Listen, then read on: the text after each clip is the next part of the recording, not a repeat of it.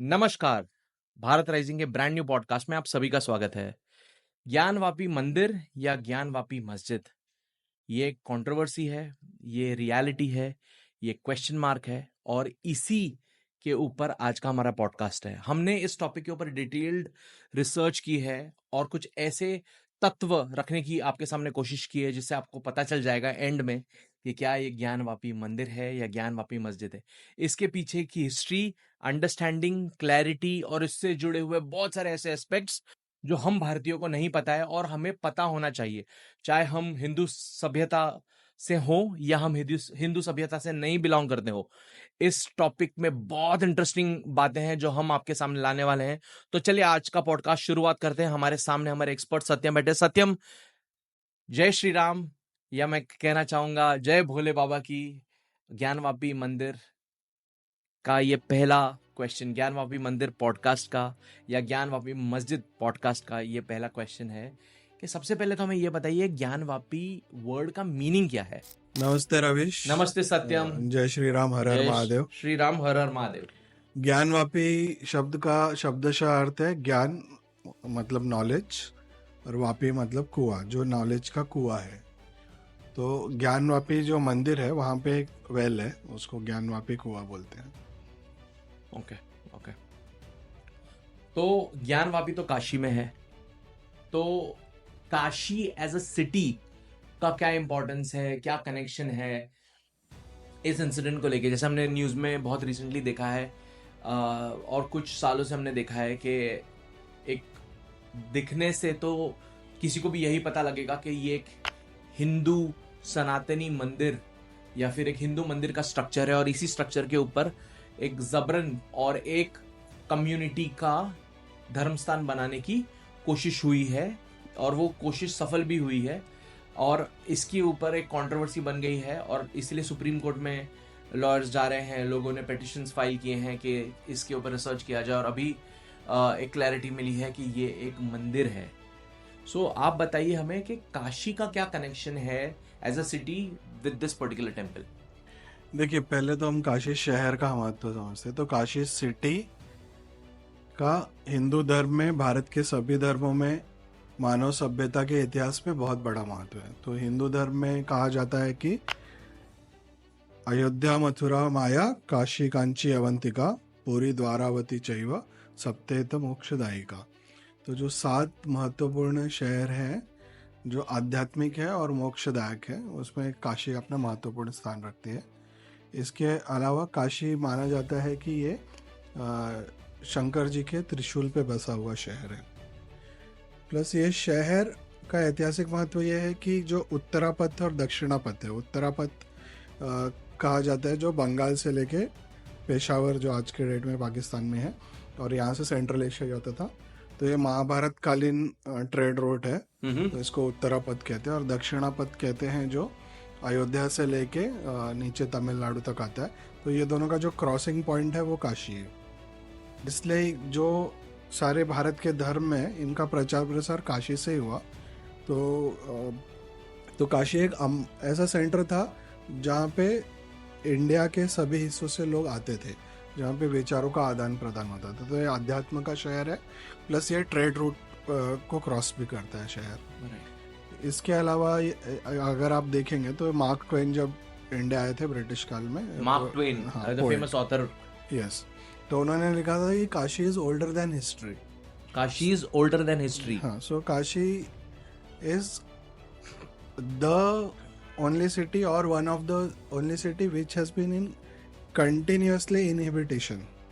तो एक ऐसा शहर है जो डिसकंटिन्यू नहीं हुआ एज अ सिटी, वो कंटिन्यू है हिस्टोरिक टाइम से अभी तक। तो सत्यम, काशी एज अ सिटी का इम्पोर्टेंस क्या है? सो काशी शहर से ही भारत के सभी धर्मों का प्रचार प्रसार। मैं जैनिज्म को मैंने मिस कर दिया, तो क्या आप जैनिज्म को इंक्लूड यहाँ पे करेंगे और काशी तो का भारत रिलेशन के बताएंगे? जो सभी धर्म है के जो सभी मत पंथ है, जैसे हिंदू मत या जैन मत, बौद्ध मत, सिख मत, सभी का प्रचार प्रसार काशी से हुआ है। तो बाबा गुरु नानक देव भी काशी गए थे, वहाँ धर्म का प्रचार किया। बुद्ध जी भी काशी गए थे, वहाँ से मत का प्रचार हुआ, जैन मत का भी प्रचार काशी से हुआ। तो काशी ही एक ऐसा आध्यात्मिक पॉइंट था जहाँ पे भारत के सभी लोग आते थे और भारत में वहाँ से धर्म मत का प्रचार वहाँ से ही हुआ। सो सत्यम, अभी ये जो पूरा डिस्कशन चल रहा है, कंट्रोवर्सी कह सकते हैं आप इसको बोल सकते हैं, ट्रेंडिंग चल रहा है सब जगह पे, तो ये ज्ञानवापी की हिस्ट्री क्या है, इसका डिस्प्यूट का हिस्ट्री क्या है? चलिए हम इस क्वेश्चन को दो हिस्सों में ब्रेक करते हैं। पहला पार्ट है प्री इंडिपेंडेंस। तो आप पहले बताइए, प्री इंडिपेंडेंस की हिस्ट्री क्या रही है? देखिए, काशी मंदिर जैसे मुस्लिम आक्रांताओं ने हिंदू धर्म में कई मंदिर तोड़े और उनको अपना पावर शो करना था कि हम आपके मंदिर पे कब्जा कर सकते हैं। तो प्री इंडिपेंडेंस आप देखेंगे कि 1669 में औरंगजेब ने एक फरमान जारी किया और उसके बाद उनके सेना ने वो मंदिर को विध्वंस किया और वहाँ पे मस्जिद बनाई। पर इसके पहले भी अनेक आक्रांताओं ने इसे तोड़ा और राजपूत राजाओं ने उसका पुनरुद्धार जीर्णोद्धार कराया। जो टेम्पल औरंगजेब के द्वारा डिस्ट्रॉय किया गया था, वो टेम्पल 1585 में राजा तोडरमल के द्वारा बनाया गया था। तो अब यहाँ पे ये होता है कि 1669 में ये टेम्पल स्ट्रक्चर में आप देखेंगे तो पिलर एज इट इज़ है, आज भी आप देख सकते हैं आंखों से। ऊपर सिर्फ गुंबद चेंज किया और फ्रंट का प्लास्टर चेंज हुआ है, बाकी temple structure as it is है। तो 1669 में इन्होंने कब्जा कर लिया मंदिर पे और ऊपर गुंबद लगा दिया और तब से वो स्ट्रक्चर एज इट इज़ आज के डेट में है। इसमें अगर थोड़ा हिस्ट्री में जाए तो आप देखिए कि ये 1669 में ये हो रहा है और इसके बाद इस टाइम तक औरंगजेब की मृत्यु होती है 1707 तक। इसके पहले छत्रपति शिवाजी महाराज की मृत्यु होती है 1680 तक। तो इसके बाद मराठी सत्ता थोड़े बैकफुट पे रहती है छत्रपति शिवाजी महाराज की मृत्यु के बाद जस्ट बाद में। तो फिर औरंगजेब महाराष्ट्र आते हैं, यहाँ पे संभाजी महाराज, छत्रपति संभाजी महाराज के साथ उनका युद्ध होता है। इसके बाद औरंगजेब काफ़ी टाइम महाराष्ट्र में ही रहा, उसके लाइफ के लास्ट 25 ईयर्स वो यहीं रहा, पर उसको कोई सक्सेस नहीं मिला क्योंकि मराठा योद्धाओं ने और रानी ताराबाई ने उनको हमेशा एक चक्र में रखा कि वो अलग अलग जगह अटैक करते रहे पर कभी मराठा सत्ता को वो समाप्त नहीं कर पाए।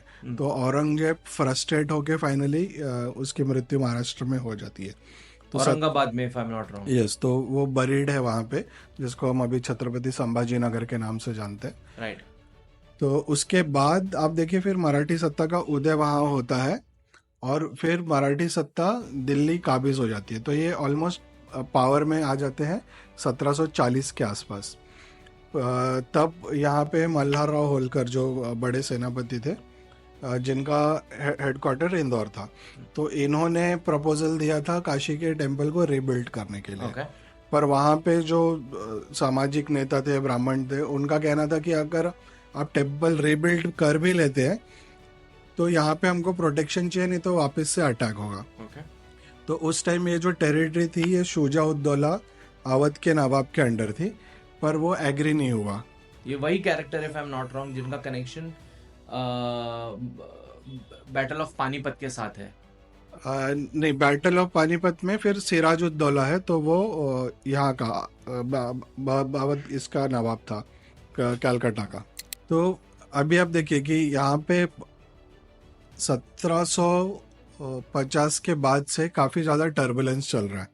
तो 1757 में ब्रिटिश लोग अटैक करते हैं प्लासी में, बंगाल में, और यहाँ पे वो कैप्चर कर लेते हैं और सिराजुद्दौला हार जाता है। तो यहाँ पे आप देखेंगे कि जो भी मुस्लिम लीडरशिप है, अशराफ वर्ग, वो हमेशा गालियाँ देता है कि मीर जाफ़र गद्दार था, उसने ब्रिटिश का साथ दिया। पर इनके मुस्लिम सत्ता का जुल्म इतना था कि पब्लिक हमेशा इनके खिलाफ ही थी।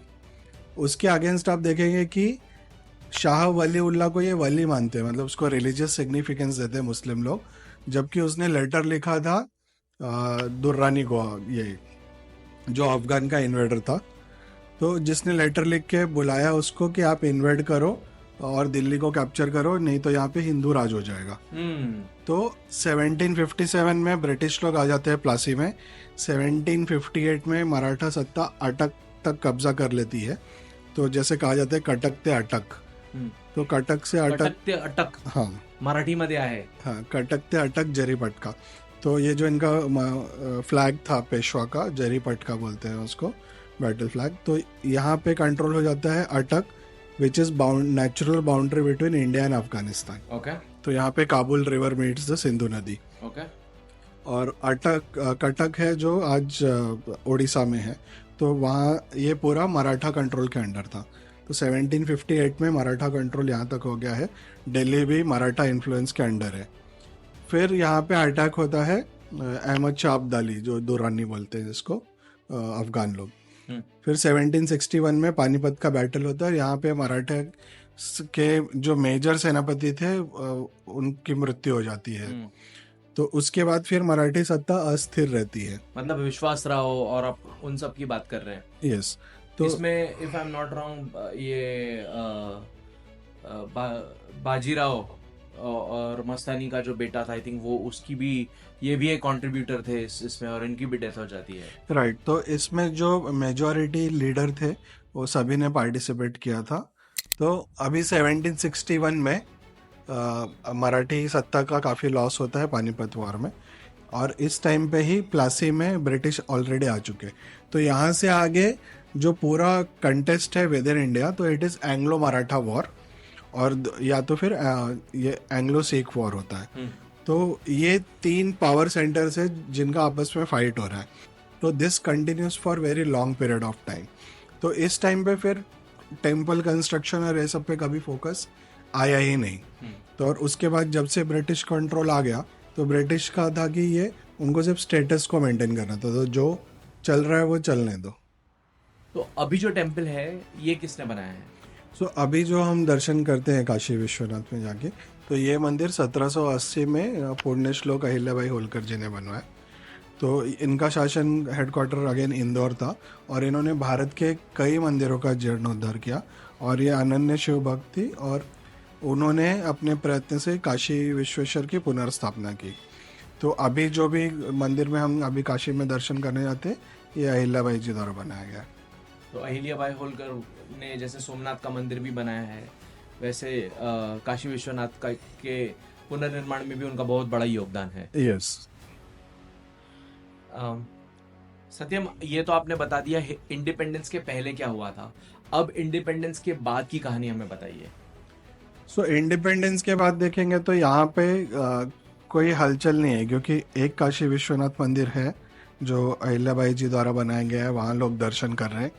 और ये जो मंदिर है, अगर आप अभी प्रेजेंट जो काशी विश्वनाथ मंदिर से बाहर आते हैं, तो एक तरफ नंदी जी बैठे हैं, और उनके सामने ही ये मस्जिद है जो औरंगजेब द्वारा बनाया गया था। तो इसमें कोई बैरिकेडिंग नहीं थी। तो वहाँ पे मस्जिद के नीचे जो अंडरग्राउंड लेवल है उसको तहखाना बोलते हैं। तो वहाँ एक व्यास जी का तहखाना है और एक श्रृंगार गौरी का मंदिर है। तो वहाँ पूजा अर्चना कंटिन्यू चलती ही रही। मतलब मस्जिद था तभी भी? हाँ। तो और इसमें क्या हुआ, जब बाबरी मस्जिद का विध्वंस हुआ, मतलब जो विवादित ढांचा गिराया गया 6 दिसंबर 92 में, उसके बाद जो बीजेपी गवर्नमेंट थी कल्याण सिंह की, वो सेंट्रल गवर्नमेंट कांग्रेस ने वहाँ पे राष्ट्रपति शासन लगा दिया। ये उत्तर प्रदेश के चीफ मिनिस्टर थे जब बाबरी मस्जिद का इंसिडेंट हुआ 1992 में, if I am not wrong. Yes. तो जब बाबरी ढांचा गिरा, उसके बाद कल्याण सिंह की सरकार चली गई, उसके बाद राष्ट्रपति शासन लगा। उसके बाद एंड ऑफ 93 दिसंबर में मुलायम सिंह की गवर्नमेंट बनती है। जैसे ही गवर्नमेंट बनती है, इमीडिएटली उसी महीने में ये पूरे जो वो ये ढांचा है मस्जिद का, ज्ञानव्यापी मंदिर के ऊपर जो बना हुआ स्ट्रक्चर है, इसकी पूरी बैरिकेडिंग हो जाती है, और वहाँ पे जो पूजा है वो बंद करवा देता है मुलायम सिंह। तो वहाँ से पूजा बंद हुई, तब तक वहाँ कंटिन्यू पूजा चल रही थी। तो अभी अगर कोई जाता है वहाँ पे, तो उसको ये बैरिकेड्स देखने मिल जाते हैं, मतलब बैरिकेड के थ्रू ही अंदर आप झांक सकते हैं या देख सकते हैं। यस। तो अभी तक तो बैरिकेड के अंदर सिर्फ जो 93 से अभी तक सिर्फ ये नमाज पढ़ने के लिए लोग जाते थे, वहाँ पे काफ़ी टाइट सिक्योरिटी थी। जस्ट अभी जो कोर्ट डिसीजन आया जिसमें व्यास जी के तहखाने में पूजा अलाउ की गई इसी महीने, तो अब वहाँ पे एज अ दर्शन लेने आप जा सकते हैं वहाँ पे, तो now you are allowed to visit that place. तो इसमें देखिए दुखद बात यह है ना कि ये जो पूरा स्ट्रक्चर बना है, जो मस्जिद बना है, नमाज पढ़ रहे लोग, तो जो वजू कर रहे हैं तो ये मतलब ये बेशर्मी की हद है। जो लोग हैं ये अपना हाथ पैर धो रहे हैं जहाँ पे शिवलिंग है, तो ये क्लियरली उनका माइंडसेट दिखाता है कि वो हिंदुओं को नीचा दिखाना चाहते हैं कि भाई हम आपके शिवलिंग में अपना हाथ पैर धो रहे, आप जो करना चाहते हो कर लो। तो ये जो एटीट्यूड है ये बहुत गलत है। और हिंदुओं में भी आप देखेंगे कि 100% मुस्लिम को पता है कि वो शिवलिंग है, पर 50% हिंदू ही सच्चाई मानते, बाकी लोग तो हाँ ये शिवलिंग नहीं है, ये फव्वारा है, ऐसे सब बातें कर रहे। तो हिंदुओं में अंदर ही लोग हैं जो सच को स्वीकार नहीं करना चाहते हैं, उसको देखना नहीं चाहते। और जैसे हमने हमारे पहले के वीडियोस में कहा है और हम फिर कहते हैं, जनरल बिपिन रावत ने कहा था, the threat to India lies within India. तो आई थिंक ये तो इस जो पॉइंट का प्रॉपर रिप्लाई है। ओके, अभी सत्यम अगर हम लीगल पॉइंट ऑफ व्यू से समझे तो प्लेस ऑफ वर्शिप एक्ट नाम का भी कुछ है, और हिंदू पर्सपेक्टिव से या मुस्लिम पर्सपेक्टिव से कैसे हम आज के इस पॉडकास्ट के थ्रू हमारे दर्शकों को ये बता पाएंगे कि लीगल पॉइंट ऑफ व्यू क्या है। तो इसमें अगर लीगल व्यू देखा जाए तो हिंदू रिलीजियस व्यू ये है कि यदि कोई स्थान पे मंदिर है और वहाँ पे प्राण प्रतिष्ठा हो गई है डेइटी की, तो वो स्थान डेइटी की प्रॉपर्टी है, वो कोई इंडिविजुअल की नहीं है। तो वो मंदिर will continue to be temple for infinity. तो अगर वहाँ पे देवस्थान था और आज भी देवस्थान है तो वो हमेशा ही देवस्थान रहेगा। अब हम आते हैं मुस्लिम ज्यूरिस्प्रूडेंस पे। तो इस्लाम क्या कहता है कि कोई भी प्रॉपर्टी जो रिलीजियस यूज में आने वाली है वो पहले वक्फ होने वाली है। वक्फ का मीनिंग है कि उसका कोई वाकिफ होएगा, ऐसे समवन नोन जो अपनी प्रॉपर्टी डोनेट करे या बेचे टेम्पल ये मस्जिद बॉडी को, जहाँ पे मस्जिद बने। तो यहाँ पे मस्जिद तो कैप्चर किया है टेम्पल को, तो legal view, even Islamic legal view में ये मस्जिद नहीं मानी जाएगी। दूसरा इसमें जो व्यू है कि देवस्थान और मस्जिद में क्या फ़र्क है, कि जो देवस्थान है ये प्लेस ऑफ वर्शिप है और जो मस्जिद है ये प्लेस ऑफ प्रेयर है। तो सेक्रेड जो पॉइंट है वो देवस्थान में है, मस्जिद का कोई सेक्रेड वैल्यू नहीं है, ये सिर्फ एक कॉन्ग्रीगेशन पॉइंट है इन लीगल ज्यूरिस्प्रूडेंस जो रिलीजियस व्यू है उसमें। और अब हम तीसरा कॉन्स्टिट्यूशनल लीगल व्यू में आते हैं। तो प्लेसेस ऑफ वर्शिप एक्ट जो है ये बनाया गया था क्योंकि जब भारतीय समाज की तरफ से प्रेशर पड़ा गवर्नमेंट पे कि अब राम मस्जिद का निर्माण करा जाए, और दूसरी तरफ से प्रेशर था कि ये मस्जिद जो विवादित ढांचा है उसको बचाया जाए। तो गवर्नमेंट ने ये एक्ट बनाया जिसमें लिखा गया कि जो भी 1947 के टाइम पे नेचर ऑफ स्ट्रक्चर है प्लेस ऑफ वर्शिप का वो मेंटेन रखा जाएगा। तो इसमें कहा गया कि ये मेंटेन रहेगा, पर वो नेचर ऑफ प्लेस क्या है वो डिसाइड करने का अधिकार किसको है, ये क्वेश्चन मार्क है। तो इवन कॉन्स्टिट्यूशनल वे में अगर वहाँ पे पूजा हो रही थी और वहाँ पे शिवलिंग अभी भी है और अभी व्यास जी के तहखाने में कई मूर्तियाँ मिली हैं, तो इसका मतलब है वो देवस्थान था और वहाँ पे 93 तक पूजा होती है, नॉट 1947 बट टिल 93 वहाँ पे पूजा हो रही थी। तो इवन इन कॉन्स्टिट्यूशनल लीगलिटी वो एक टेम्पल स्ट्रक्चर माना जाएगा। तो ये तीनों व्यू में वो टेम्पल ही है। और इसमें ऐसा कहा है कि मुस्लिम समाज को अपने बुद्धि विवेक से ये जो उनका जो राइट है हिंदू समाज का वो उनको दे देना चाहिए और वो स्पेस खाली कर देना चाहिए।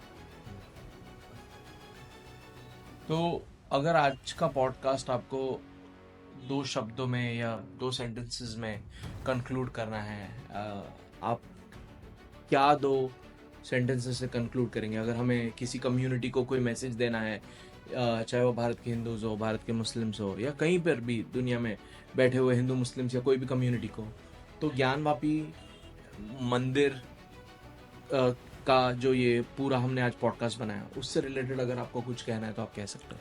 देखिए, कंक्लूड करने के लिए ज्ञानवापी ये जो शब्द है, ये ज्ञानवापी मंदिर ही हो सकता है। यदि वहाँ कोई मस्जिद होती तो ज्ञानवापी नाम कभी कोई नहीं रखता।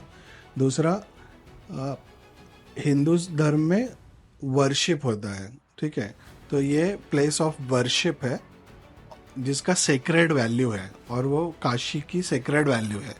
पर मुस्लिम धर्म में मस्जिद की कोई सेक्रेड वैल्यू नहीं है, ये सिर्फ कॉन्ग्रीगेशन का प्लेस है for prayer, not for worship. तो जो सेक्रेड वैल्यू है हिंदू समाज की, ये मानते हुए मुस्लिम समाज को हिंदू समाज का सहयोग करना चाहिए इस केस में। और यहाँ पे ज्ञानवापी मंदिर फिर से बन जाए, इसके उसमें सहायता करनी चाहिए। Okay okay, so thank you Satyam इतना कुछ शेयर करने के लिए, और बहुत डिटेल्ड रिसर्च किया आपने टाइमलाइंस के साथ, और pre independence, post independence, constitutionally Hindu right, Muslim right, Hindu perspective, Muslim perspective, और द वर्शिप एक्ट, उसके ऊपर आपने बहुत कुछ आज बताया। So thank you so much. अब हम हमारे दर्शकों से पूछेंगे कि उन्हें क्या लगता है इस टॉपिक के ऊपर। सो आज का आपका टाइम देने के लिए शुक्रिया। तो आज का हमारा पॉडकास्ट ज्ञानवापी मंदिर या ज्ञानवापी मस्जिद, इसके ऊपर यही समाप्त होता है। आप हमें कमेंट्स में बताइए कि आपको क्या लगता है, और ज़रूर इस वीडियो को अपने फ्रेंड्स के साथ शेयर कीजिए, या तो उस इंसान के साथ शेयर कीजिए जिन्हें इस टॉपिक के बारे में बहुत कम जानकारी है और वो इस टॉपिक से रिलेटेड बहुत सारी चीज़ें जानना चाहते हैं। इस वीडियो को अपने परिवारों के साथ, अपने परिवार के साथ शेयर कीजिए, अपने परिवार के साथ बैठ के देखिए, क्योंकि हमें कुछ नया करना है और भारत को बेहतर बनाना है। भारत राइजिंग का इस हफ्ते का पॉडकास्ट यहीं समाप्त होता है। हम अगले हफ्ते मिलते हैं। जय हिंद, जय भारत।